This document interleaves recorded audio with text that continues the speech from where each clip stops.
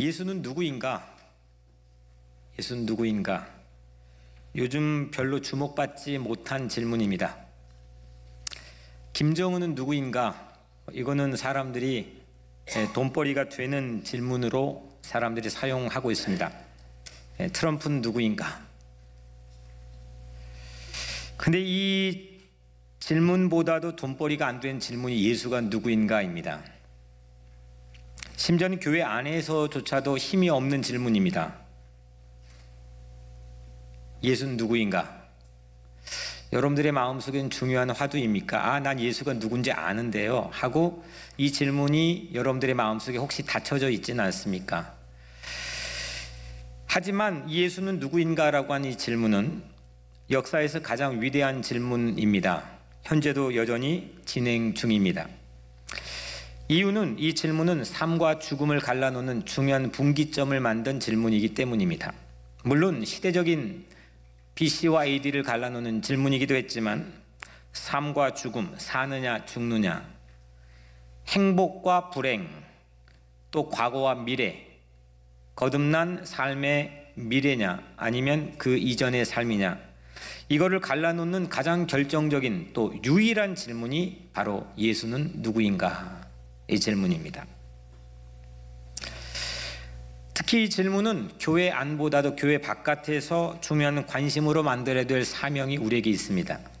우리 편들이니까 우리 안에서는 예수는 누구인가? 이 질문에 대해서는 같이 합의를 하고 동의를 하고 아멘 하면서 할 수는 있겠지만 본래 이 예수는 누구인가라고 한 질문을 우리에게 주신 것은 교회 바깥에 중요한 탑 뉴스로 또 중요한 삶에 대한 아젠다로 우리가 선점하기 위해서 우리에게 사명을 주셨습니다.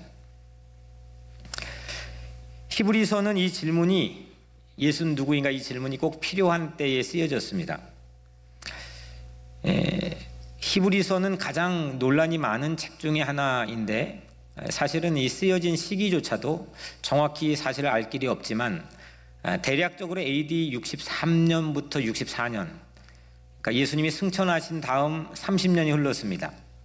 예수님을 직접 보았고 예수님의 죽음을 목격했고 예수님의 부활을 현장에 지켜봤던 사람들이 이제 30년이 흘러서 또 다른 삶을 살고 있습니다. 그리고 교회라는 공동체가 만들어졌습니다.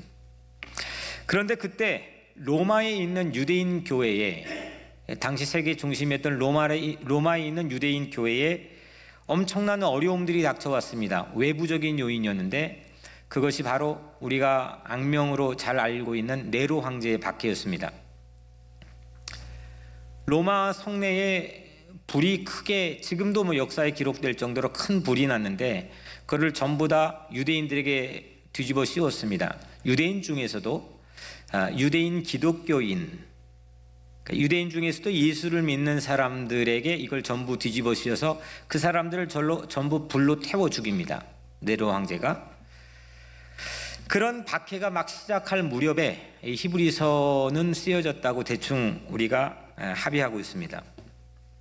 엄청난 박해로 어떤 일들이 일어나기 시작했냐면 기독교인이었던 사람들이 본래 다시 유대교로 돌아가는 겁니다.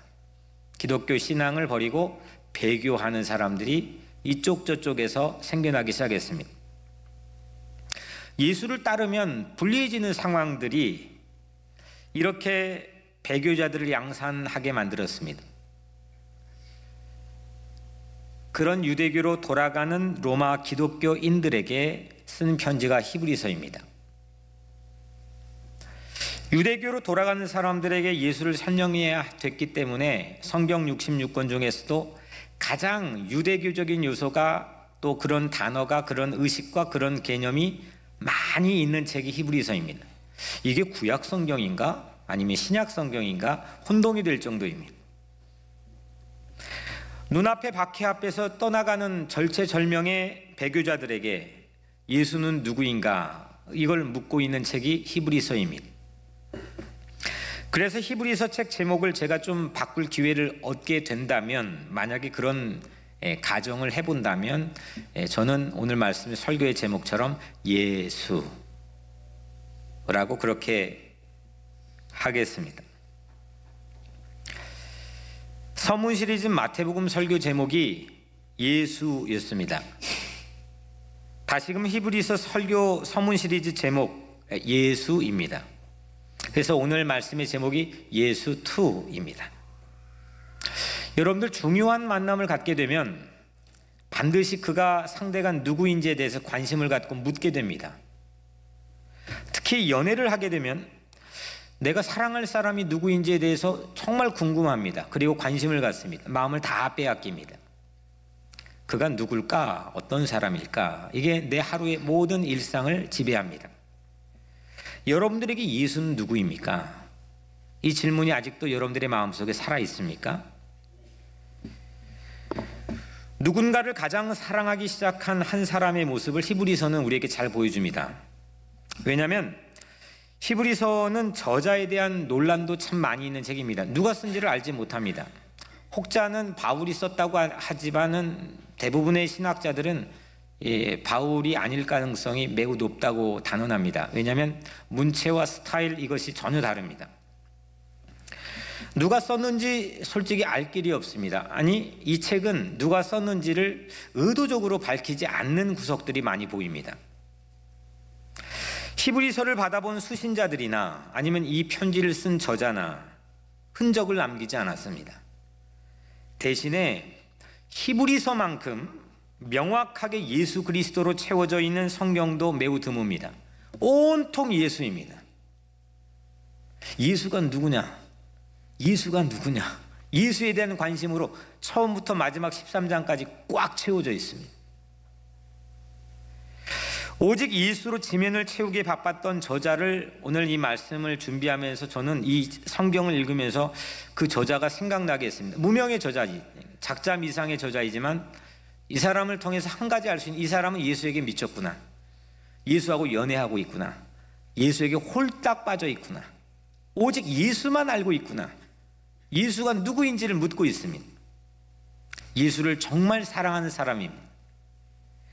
이것이 오늘날 교회가 벤처마킹 해야만 할 모습 아닐까 싶습니다.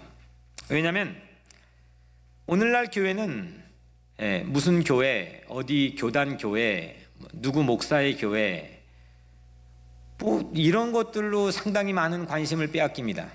우리의 사고 구조가 그렇게 돼 있습니다. 퀸즈에 있는 무슨 교회, 또 그 교회는 어떤 사이즈의 교회, 뭐가 자랑인 교회.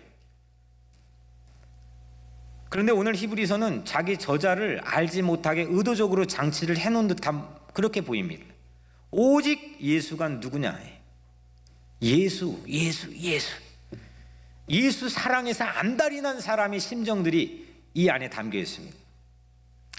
말씀을 전하는 저 같은 설교자들의 이 모습이어야 됩니다. 내 모습은 보이지 않고 오직 예수를 전해야 됩니다. 예수가 누구인지에 대해서 관심을 가져야 됩니다. 이런 히브리서에 대한 대략적인 소개를 통해서 그러면 이 책이 갖고 있는 주제가 뭐겠습니까? 이 정도 힌트를 줬는데 예수죠, 예수. 근데 거기다 하나를 더 붙여본다면 어떤 예수냐? 대제사장 예수. 한번 따라, 대제사장 예수. 대제사장은 유대인에게만 있는 전 세계 유일무이한 시스템입니다. 그러니까 배교를 다시 유대교로 돌아가려는 사람에게 말하려고 하다 보니까 유대적인 요소를 가지고 설득을 해야 되니까, 그래서 대제사장이라는 그 이미지를 가져와서 예수에 대해 설명을 하는 겁니다. 대제사장이 혹시 누군지 아십니까? 대제사장. 아론, 좋습니다. 또 대제사장. 멜기세덱. 뭐 여기 수준이 괜찮습니다. 대제사장 또 뭘까요? 여러분들이 잘 맞추니까 제가 막 밑에서 이렇게 하고 있잖아요, 지금.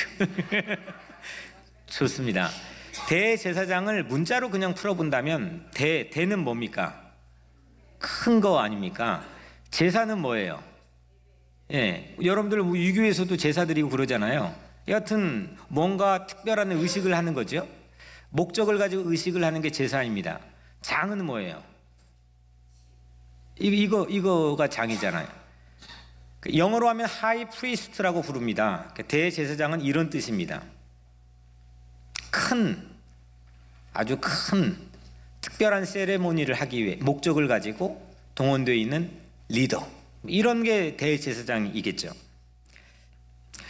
유대교에서 대제사장은 한마디로 말하면 어떤 사람이냐, 어떤 목적을 가지고 그 세레모니를 하고 있느냐, 죄를 해결하는 사람입니다. 죄를 해결하는 사람, 그런 사람 본 적이 있습니까? 제가 어제 토요 새벽 기도에서도 말씀했지만, 역사상 동서고금은 막론하고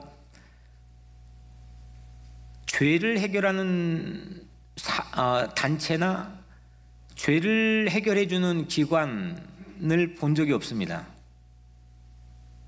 죄를 해결해주는.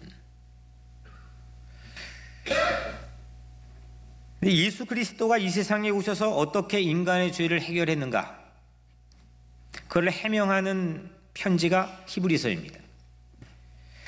어떻게 보면 히브리서는 구약 성경 레위기의 서편이라고 하겠습니다.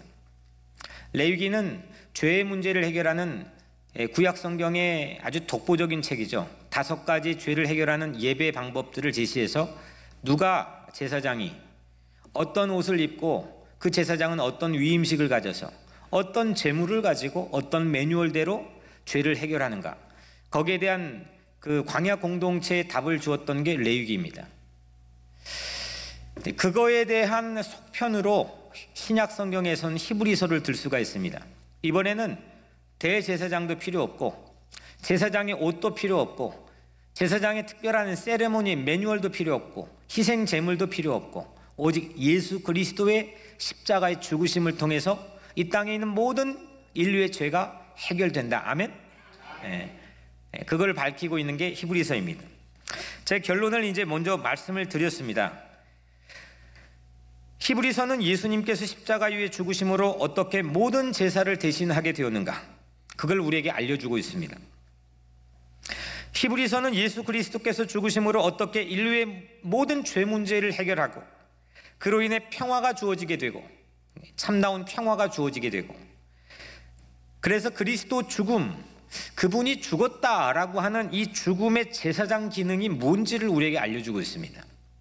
이제 이 정도로 해서 히브리서의 전체에 담겨있는 개론을 여러분들에게 좀 설명을 해드렸고요. 그러면 오늘 본문으로 좀 들어와 보겠습니다. 먼저 예수가 누구인가 이걸 알려면 세상과 신앙의 관계를 밝혀야 됩니다. 왜냐하면 지금 이 유대인들은 왜 배교했느냐면 교회 안에서의 문제 때문에, 신앙의 문제 때문에 배교한 게 아닙니다. 세상에서 일어나는 문제 때문에 배교했습니다. 이 도전을 도무지 감당할 수가 없었습니다. 로마의 네로 황제를 비롯해서 많은 지도자들이 이 유대인 기독교인들을 못 잡아먹어 안달인 이 상황이 그들을 배교하게 만들었습니다. 그래서 교회 바깥의 세상과 그들의 신앙의 관계를 밝히지 않으면 이 문제를 풀 수가 없습니다. 조금 어려운 문제이기도 하지만 역사와 예수의 관계도 밝혀야 됩니다. 그리고 세상과 교회의 관계도 밝혀야 됩니다. 유대교로 돌아가는 기독교인은 결국 유대교의 하나님과 기독교의 하나님이 다르다라고 하는 이유 때문에 배교한 겁니다. 이 기독교 하나님을 계속 믿어보니까 이 세상의 도전을 막아줄 만한 그런 방패 역할을 전혀 못하고 있다. 본래 내가 믿던, 우리 조상들이 믿던 유대교의 하나님으로 돌아가자. 이게 교회 안에서 일어났던 이슈입니다. 세상과 교회가 연결이 안 되는 문제가 비단 그 시대만의 문제입니까? 여러분들 오늘 주일날 말씀을, 예배를 통해 하나님을 만나고 은혜 받고 갔는데 월요일날 어떻습니까? 월요일날 내가 세상에서 만난 하나님이 여러분들의 안에 여전히 뜨거움으로 남아 있습니까? 수요일이 되면은 정말 많은 도전을 받습니다. 정말 때로는 의심을 하게 됩니다. 금요일 정도 되면 우리도 십자가에 못 박혀 돌아가신 성금요일날 배반했던 베드로처럼 우리들도 배교하는 그런 순간들도 우리 삶에 있을 수가 있습니다. 결국 관건은 월요일부터 토요일까지 이루어지는 세상 안에서의 문제가 오늘날 이 교회 주일과의 문제의 관계를 밝혀주지 못하고 있다는 겁니다.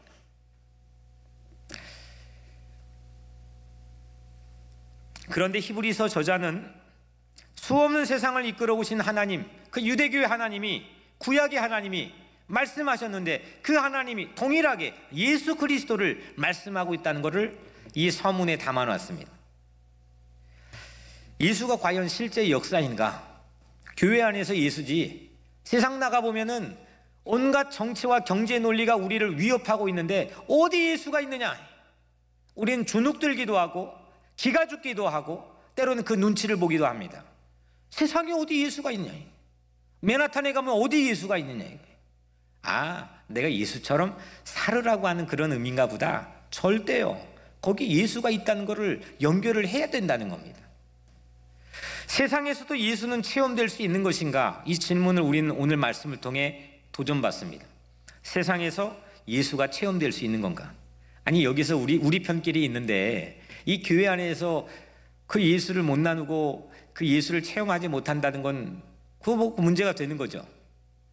문제는 세상에서 예수가 과연 체험될 수 있는 건가? 초대교회 처음 교회가 만들어졌던 원형의 모습들을 우리가 추정해 살펴본다면 이 사람들은 교회 바깥에서 그 예수가 세상의 탑기사가 되기 위해 이수를 선점하기 위해 목숨을 걸고 싸웠습니다. 어디 교회 안에서 뭐 이거 예수 그건 그냥 자연스럽게 나오는 은혜의 열매일 뿐이지, 교회 바깥에서 억척스러운 세상의 도전과 함께해서 그 예수가 누구인가 그 질문을 세상의 탑기사가 되기 위해서 싸웠습니다. 그리고 300년이 채 되지 않아 그 소원을 이루었습니다. 로마의 제국을 무너뜨리고 그리고 로마의 국교가 되었습니다. 여러분들이 세상의 이 이민자의 혹독한 그런 삶의 터전에서 때로는 이게 정말 예수가 계신가 의구심이 들 때가 있습니다. 정말 예수가 나랑 함께 계시나? 그냥 입으로만 말고 정말 내가 체험되어지고 내가 정말 확신 있게 믿어지는 그런 세상 한복판의 삶의 공간들이 여러분들에게 있습니까? 이 심각한 그런 고민 끝에 이 히브리서는 편지로 쓰여진 겁니다. 로마 교회 한복판에, 교회에 쓴 게 아닙니다. 배교회 가는 유대 기독교인들에게 쓴 겁니다. 세상 한복판에 수없는 도전과 위협을 받은 그 사람들에게 쓴 겁니다. 역사 한복판에서 성육신이라는 거 그거 아닙니까? 하나님이 보좌를 버리고 이 땅에 오신 예수 그리스도가 성육신 아닙니까? 왜 우리는 교회 안에만 갇혀 있습니까? 교회에 조금만 거룩한 게 무너지면 뭐 난리를 필 것 같은데 왜 세상에서는 그런 의문이 없는 겁니까? 우리 하나님이 몸집이 이 정도밖에 되지 않을까요? 우리 하나님 발판이 이 정도밖에 되지 않겠습니까? 하나님은 교회 한복판에 계시지만 여러분들이 고군분투하고 있는 일터, 가정, 세상 어떤 곳에서 하나님이 계신 줄로 믿습니다. 그게 예수님입니다.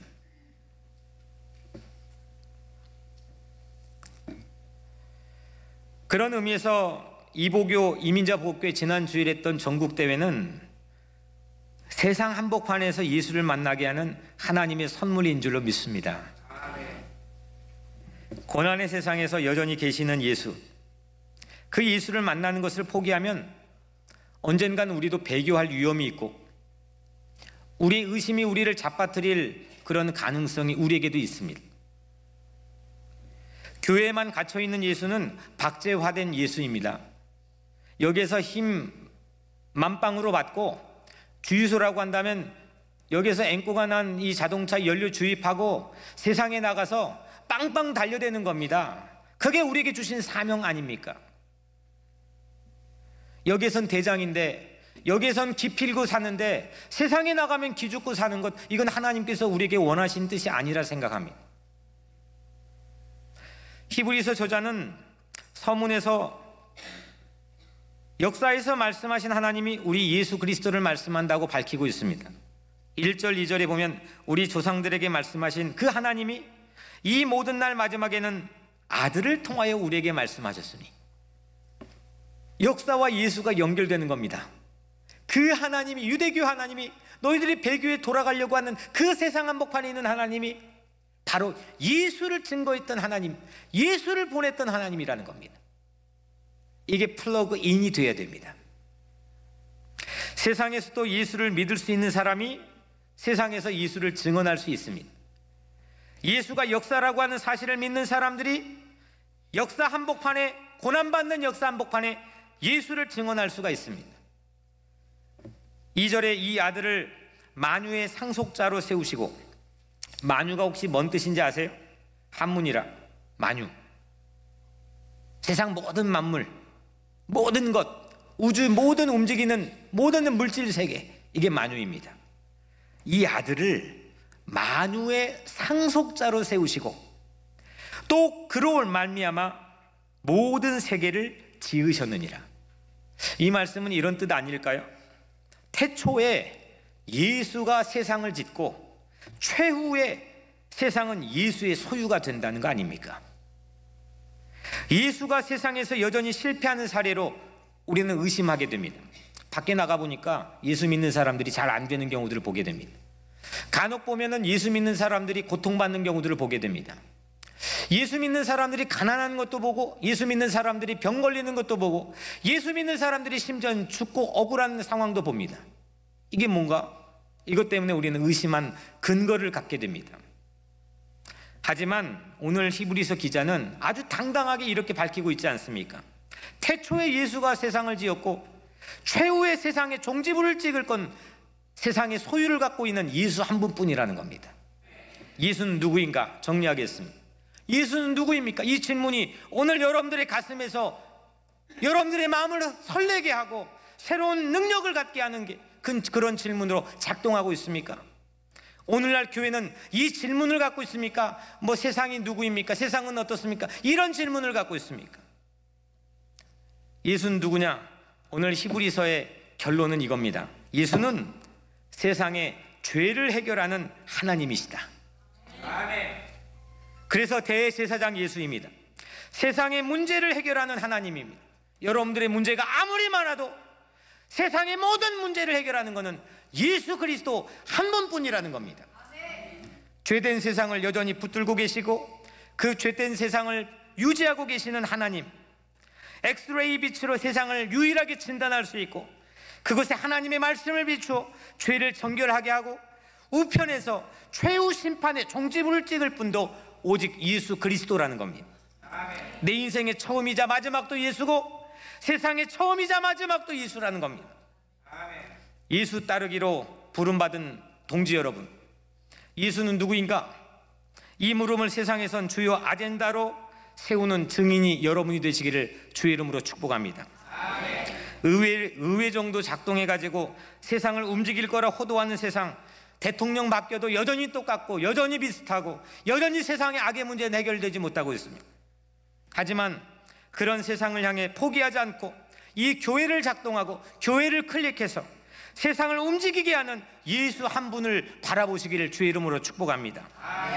역사 속에 죄를 대신 짊어지신 그 예수를 세상 한복판에 만날 수 있다면 우리도 역사의 죄를, 악을 방관하지 않고 비겁하게 물러서지 않고 분단의 죄를 내 마음으로 끌어안고 갈등의 죄를 나의 죄로 대신 속죄하고 차별의 죄, 반평화의 죄, 소외의 죄들, 이걸 함께 중보하며 기도하는 크리스찬이 되어야 될 줄로 믿습니다. 이것이 바로 모든 문제의 열쇠입니다. 히브리서 저자처럼 그가 누구인지, 이거 쓴 사람이 누구인지 나타나지 않아도 그거 아무 개의치 않은 이런 멋진 품을 우리가 갖기를 바랍니다. 누가 했으면 뭐하고 누가 말했으면 뭐합니까? 그런 레퍼런스의 권위 가지고 세상이 바뀌었습니까? 오직 예수만을 세상의 주요 아젠다로 내세우는 증인이 저와 여러분 되기를 바랍니다. 예수가 없으면 우연이 너무 많습니다. 하지만 예수가 있으면 모든 게 필연입니다. 태양을 보면 촛불 따위에는 연연하지 않습니다. 진리에 눈 뜨면 가짜에 곁눈질하지 않습니다. 생수를 마시면 탄산음료에 목마르지 않습니다. 예수가 우리의 태양이고 예수가 우리의 진리고 예수가 우리의 생수입니다. 세상은 우리를 중독하게 하지만 예수는 우리를 해독하게 합니다. 사랑하는 여러분, 오직 한 주일 동안 예수를 우리의 대장 삼아 그분의 장수가 되는 여러분들의 한 주간의 삶이 되기를 주의 이름으로 간절히 축원합니다.